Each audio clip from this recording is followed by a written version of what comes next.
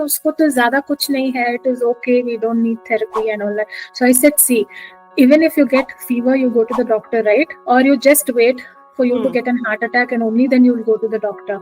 So it is the same way. Even if you're stressed a little, you feel that something is wrong and you just want someone to talk to you, you should seek therapy. Because, leaving a stable job and getting into something which is so new, and to be very frank, in India especially now, I mean, the counselors, it's not a very stable job. They are giving a lot more than their limits, and they don't take care of themselves. Physically, mentally, emotionally, they don't take care of themselves.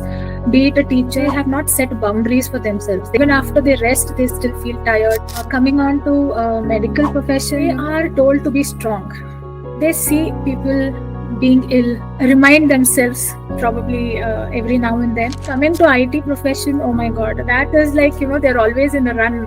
They are scared of being replaced if they don't meet their targets, because the work culture is such, have any work-life balance. The IT work culture is like that. Even if somebody wants you to meet them or have a meeting at 2 in the night, they expect you to be there. So this has to be changed. Art therapy session where, we don't judge your drawing. The human figure could just be a stick figure, that's absolutely fine. The sky could be pink, that's absolutely fine. I mean, I usually tell them that this is not an art class and we are not looking for the end result, but we are focusing on the process. Okay, my question to you would be, how do you think we can educate people about mental health? Like, mental health is as important as physical health, but still there is a taboo of this mental health.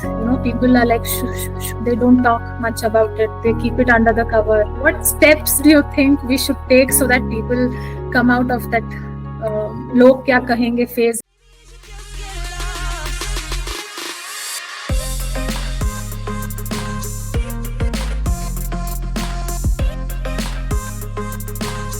Oh, please, Pritika. Well, you can call it OP square. Hello, everyone. Welcome to Oh, please, Pritika. And today we have a guest. I know her from past 1 year, and also we are quite close. But also she is my colleague. So, and her career has been, as she felt that she needs to do different things in her career, and so she changed her career. But at the same time, right now she's doing quite well and she's very happy with doing what she does. So she's a counseling psychologist and an art therapy practitioner, and her name is Aarthi Sachdev. So over to Aarthi. And Aarthi, you could introduce yourself before, because I would not be able to do justice to introducing yourself. So please, over to you. Thank you, Pritika. Thank you.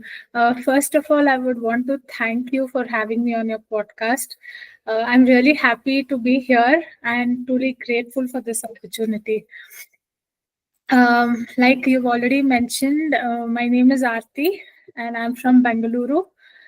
And I started my career like in 2003.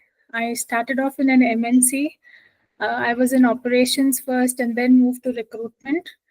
And that is when I thought, okay, there is something which is very different and unique in every individual. Because in recruitment, on an average, on a daily basis, I used to meet like 12 to 15 people for interviews. That is in face. So, I was very fascinated the way everybody behaves, because not everybody behaves in the same manner, their body language. So that is when I was a little fascinated about learning about psychology. And I later on, I moved into teaching because teaching was my childhood ambition. So when I did my BA, that is when I formally studied psychology and I was hooked to it. I mean, it was like magic to me, because, there's so many things which we don't know why things happen to us. So when we get enlightened about it, it feels like magic, like, okay, wow, this tiny little brain works in so many different ways. So that is when I thought I should pursue my masters. And yes, when I started teaching, that is when I thought, yes, I have to work a little more in this particular field, because I used to see children, I mean, people treat them like students in school, but I didn't want to treat them just as students, but as individuals. So that is when I thought, let me dive a little more deeper into psychology so that I can help them. And actually, my students are the reason for me to become an art therapy practitioner as well. Because, art is something which fascinates children. Hmm. And Hmm. I used to teach grade 4, 5, 6. So they come into the little ones. I mean, they're not that grown. So Hmm. I thought, okay, art therapy is something that will help me help them in a way. Hmm. So this Hmm. is how, and after that, yes, I started off with Hmm. counseling, trainings, and here I am today with Pritika.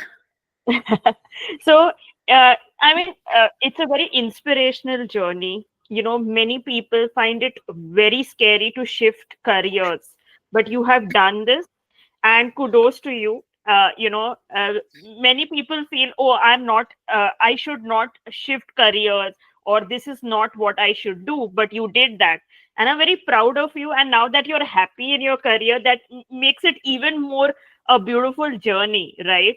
But in all this, did you face any resistance from peers or family when you decided to transition careers, especially into mental health? I'm sure, I mean, still there are people in India who don't accept a career in mental health. So, how was your, reaction when you went into it? What was the reaction coming from others, and how did you react to their thought process? Yes, there was resistance. In the beginning, my parents were little hesitant because, leaving a stable job and getting into something which is so new. And, to be very frank, in India, especially now, I mean, the counselors, it's not a very stable job. Not everybody gets stable very easily, right? So, they were a little tensed about it. And moreover, they were worried about my mental and emotional well-being, because they always I've always been a pampered child. So they were like, "Arey, how will you manage? I mean, you'll have to deal with people's emotion. Will you be able to manage?" But then gradually, when they saw me happy, because I usually deal with children and I'm very happy around them. So, when they saw me being happy in what I am doing, so now they're okay with it. Hmm. And by God's grace, my parents have always been supportive. They've never stopped me or my brother from doing anything. Like, jo karna hai, karo. It's like that. Yeah. So I was lucky enough that they agreed, and they're happy now. But Nice. yes, there are still, some people around, they're like, you were working, you were earning a particular amount every month. Now, why did you leave that? Do you earn that much? And, I'm like, in the beginning, I used to feel a little annoyed, but now I've stopped caring. I mean, it is me who is working. I'm taking care of my mental peace. So I don't want to bother about others. I'm happy, so I'm happy. That's Hmm. it. For me, it is me and my family. They support me. And that's more than enough. So, yeah. And as you came out with a thing that this field doesn't have stable income, so many people who come, I mean, who finish their post graduation and come into this field, and I've heard many new early career psychologists, they say that we need a 25,000 pay as a starting pay. So that is something, I mean, when I was studying, right, my professor told that when you start out, you're not going to get a high sum of salary. And if you're thinking about this, the field is not for you. True, So, true. what do you think? could you put some light on it? I wouldn't say about the how much you get, but yes, but do you think at the starting itself only you'll get 25,000? Oh, no ways, no ways. It is very difficult, especially mental health is such a place, people should believe you. I mean, they're like, that trust has to be there, and it happens very slowly, gradually. It is not some corporate job that you go, you start taking calls, or you become a team leader and you start earning. This is a complete different field. And, you know, it is not fair when people think that okay, padai hota hi, I should start earning 20, 25, because it is a very different field. Hmm. And in my case, for me, finance is secondary. I wanted to help children because I was a teacher, so I've seen them, because Hmm. parents are not aware, and schools, they have limited time. Nobody, to be very honest, they are not bothered. They are Yeah. not bothered. They only want the child to focus on academics. They are not bothered about their emotional well-being. I mean, I'm sorry, but yeah, this is the fact. So, my main concern was like, I want to do something for them, Hmm. because even they need someone, right? They don't get help from home, they don't get help from school. So, I just wanted to work for them, be there for them. So, for me, finance was secondary, but my primary motive was that I want to help the little ones.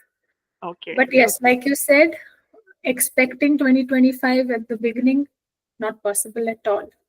You Yeah. need patience. You have to Yes. work really hard for it. Yes. I agree. So, how do you think the emotional needs of students in a classroom differ from those in a therapeutic setting, or are they more similar than we think? Yes, more or less they are similar. Be it in the school setting or in a separate setting, it is more or less the similar, because they only want to be heard, understood, and they want to feel safe.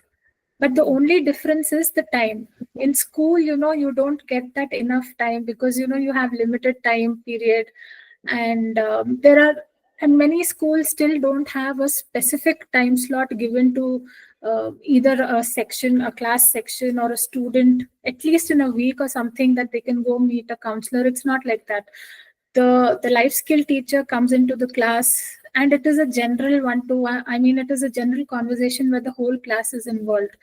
So, it is very difficult to address or to find out because of the time constraint. But in a therapy room, you have enough time. There are no people around. You have privacy. The child does not fear that, okay, my friend is looking at me. If I speak, they will listen, he will listen, So that's the only difference. But otherwise, it is more or less the same. They just want to be heard. They just want to feel safe, and they want to be understood. Okay. Okay.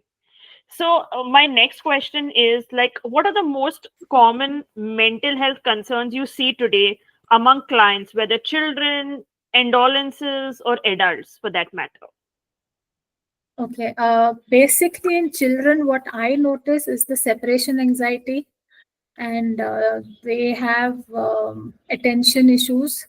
They are not able to focus well, and the the most important thing what is missing is, or what do we tell is, they don't know how to name a feeling. They feel something, but they don't know how to express it, because they don't know what feeling are they feeling. So that is the main thing, and in adolescence, the main thing is the identity issues, body image issues.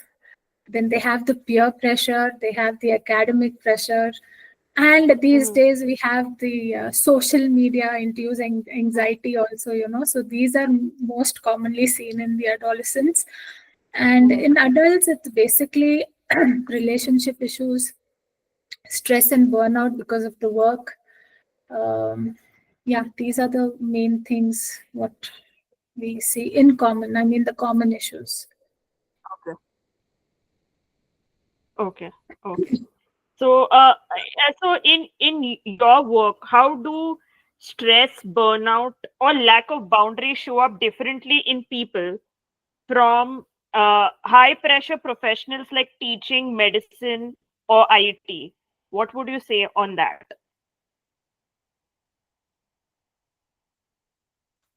Okay, so for sure, the professions what you have mentioned, they are in a way they give a lot. Okay, they are giving a lot more than their limits, and they don't take care of themselves physically, mentally, emotionally. They don't take care of themselves.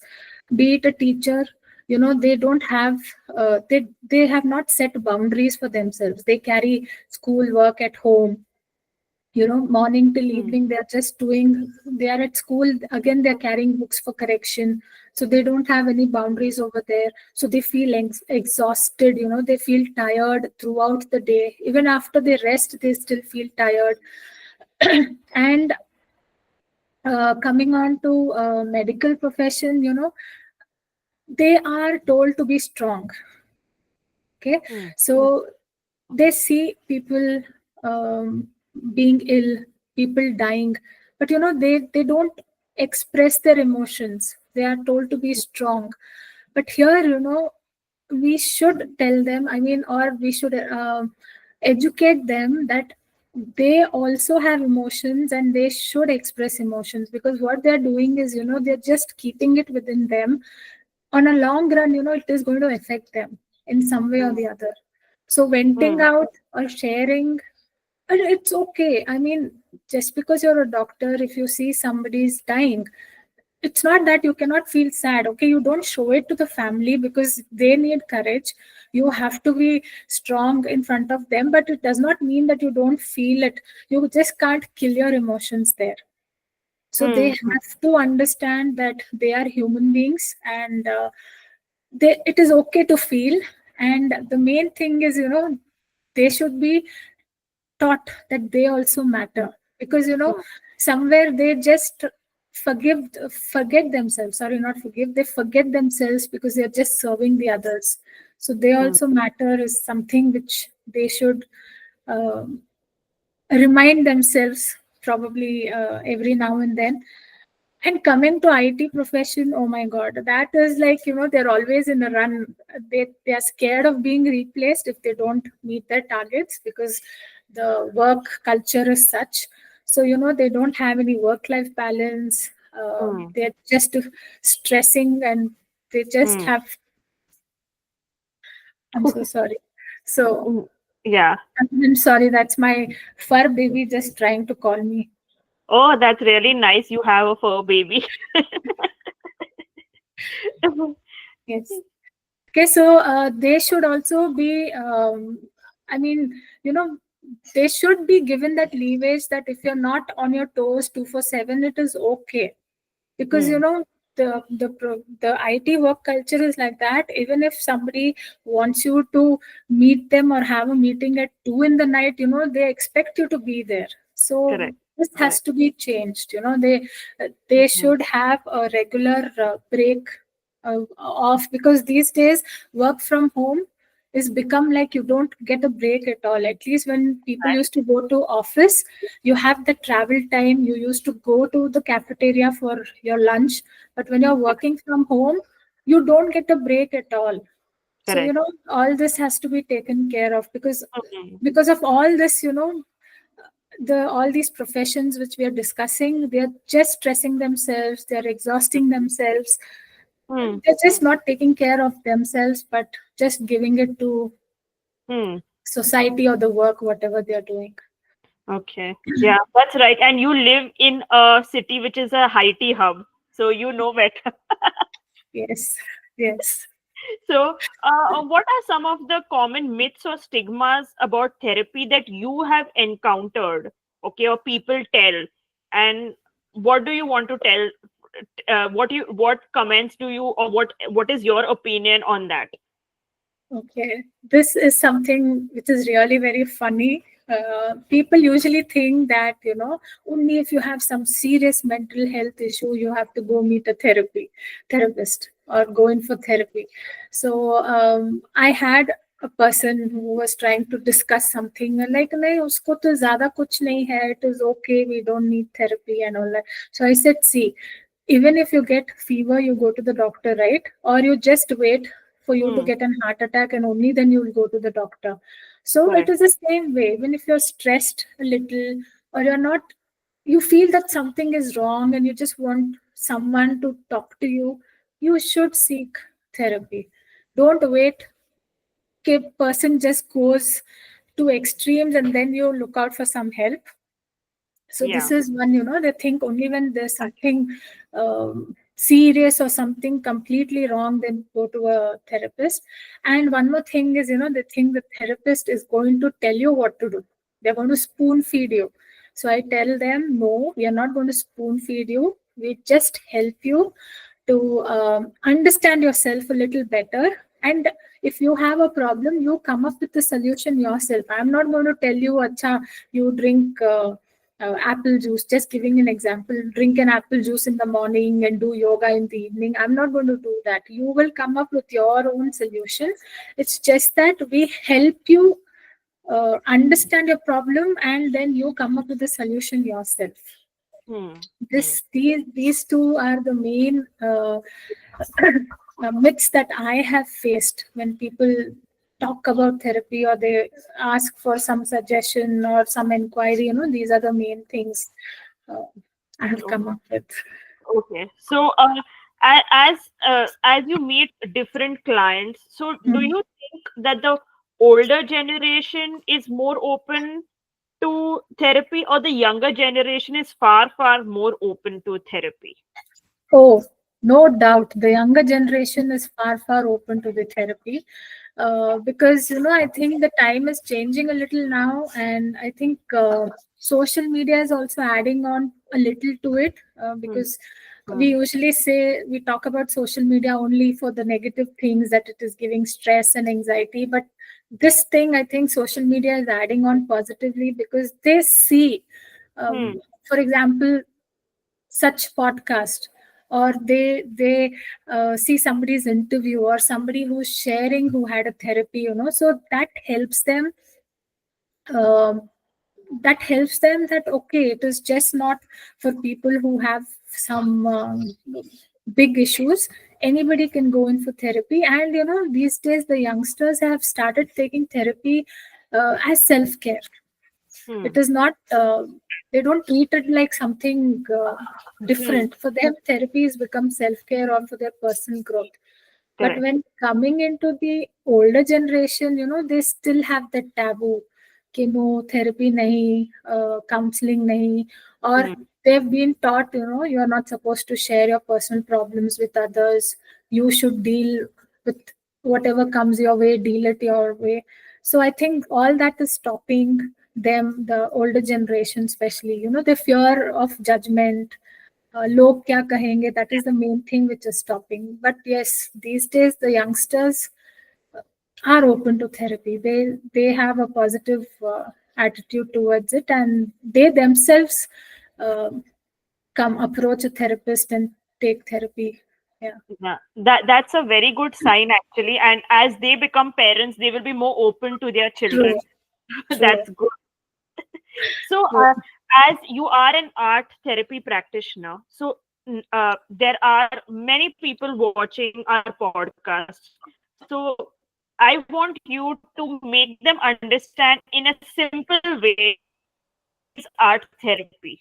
So, how would you explain that? Okay. In very simple way, art therapy is nothing but you are just going to express your feelings, your thoughts through the medium of art. Okay, because many times people are unable to express Hmm. what they feel verbally. So art is a non-verbal way of expressing your thoughts and your emotions, because sometimes a person themselves is not aware what they are feeling. Okay, something they say no, मुझे कुछ हो रहा है, but क्या हो रहा है they don't know. So what happens is when you start drawing, your subconscious mind automatically puts that onto the paper. So, in simple words, art Hmm. therapy is just you expressing your feelings and emotions through the medium of art. Simple as that. Okay. So, this process of creating art, can it be through drawing, clay, collage? What will help us regulate? What do you think? I think everything what you mentioned, everything is used in art therapy. We use paints, watercolors, crayons, Mm-hmm. sketch pens, color Mm-hmm. pencils, anything. You have collage, you can use color papers, you can use clay. Anything is fine in art therapy. And the whole idea behind using all these items is because, when you indulge yourself in art, all your Hmm. senses are working, right? You're seeing the colors, you're seeing the paper, you're seeing the material, basically you're touching the material, basically you smell the material, right? And Hmm. yeah, Yes. it's just that we don't taste it, but yeah, rest all our senses are active. So when Hmm. all our senses are active, what happens, our mind becomes a little calmer and your body is relaxed, and that is the time when a person is able to express their emotions. It automatically Correct. comes up through art. But yeah, when a person is, because what happens, we are either thinking of the past or of the future. We are never in the Hmm. present moment. So when all your senses are working at that moment, you are forced to be in the present moment. So you don't Hmm. have the tension of the Hmm. past and the present, the future. So you are able to articulate your emotions through the medium of art. So Okay. this is how Okay. all this works. So, does a client need to be a good artist or good at art to benefit from art therapy, or is it like how do you remove these pressures out? Yes, this is the first thing every client tells me. Most of them, especially the adults, they're like, I'm not good at drawing, I'm not good at coloring. So, the first thing as an art therapy practitioner, everybody should tell their client is, this is not an art class where you have to be good at drawing. Okay, this is an art therapy session where, we don't judge your drawing. For you, the human figure could just be a stick figure, that's absolutely fine. The sky could be pink, that's absolutely fine. So, this is how I usually tell them that this is not an art class, and we are not looking for the end result, but we are focusing on the process. Hmm. Hmm. So Yeah. that eases them a little, the shy or the fear, that reduces. And Yeah. even if they are not very satisfied with what I tell them, then I tell them, okay, I'll also draw with you. And I purposely, I'm a little okay in art, but I purposely draw something really weird.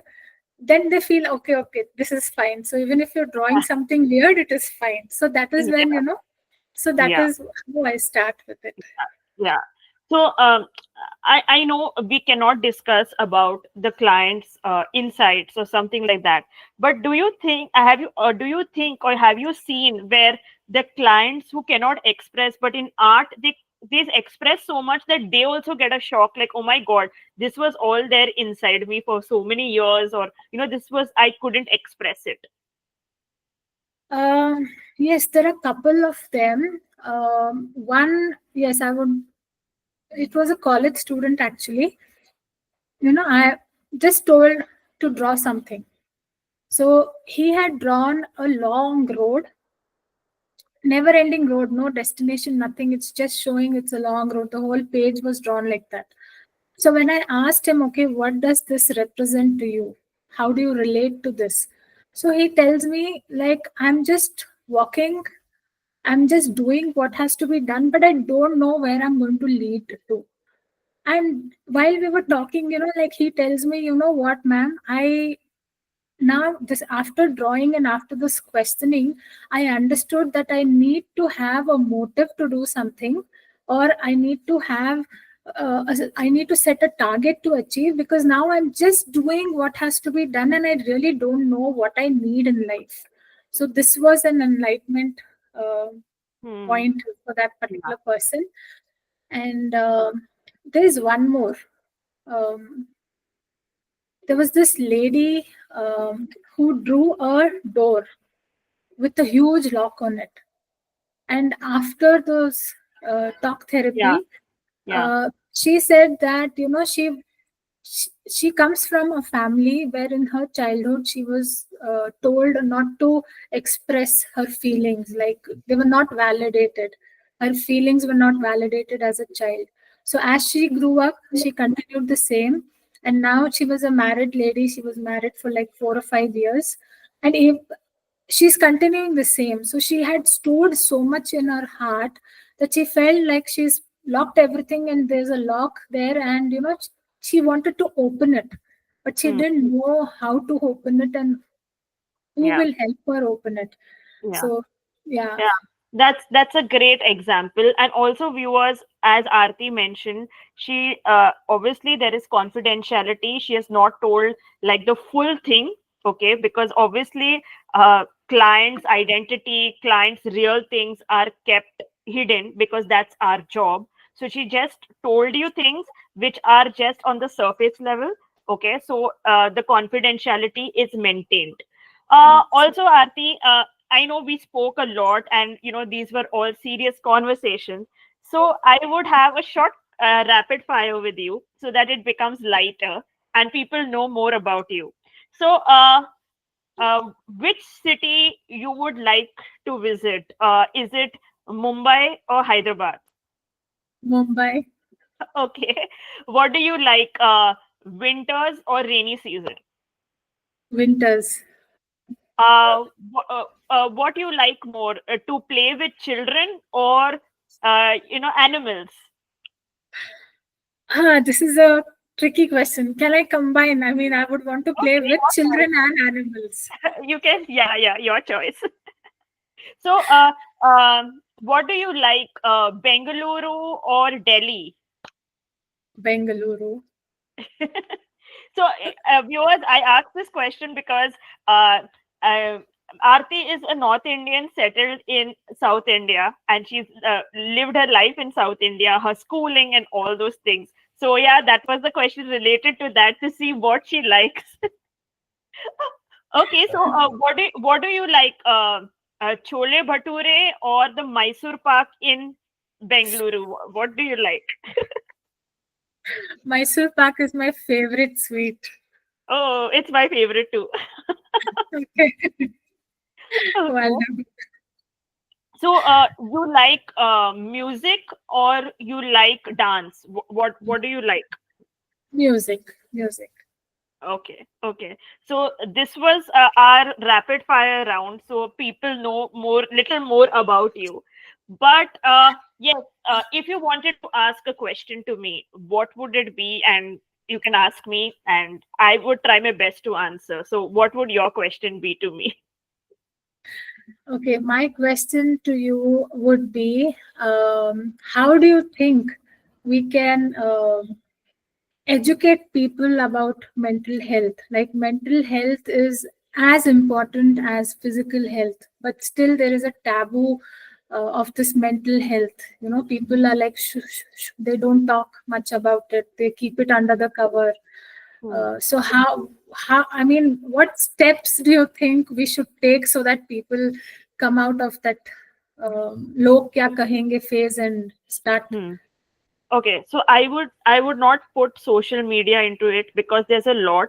And India, especially in rural areas, if you talk about our country, they live in the rural areas. Everybody doesn't have access. The internet is not that good.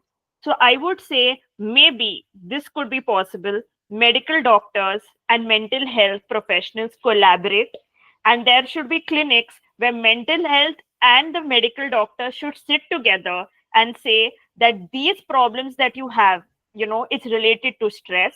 So if you are taking medical help, you need to cure it from the root cause. So you need to go to the therapist, you need to go to a psychiatrist, and that would help, because when medical doctors say it, right, we all follow.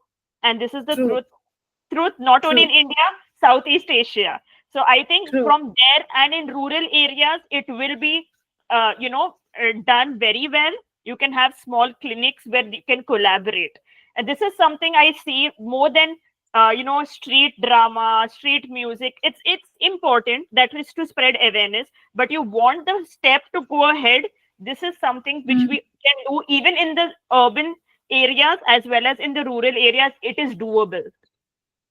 Yes, yes, this is such a good idea actually. When I mean, just telling that the idea is so good that I've got goosebumps, and I started imagining that, okay, the psychiatrist or this counselor sitting along with the doctors.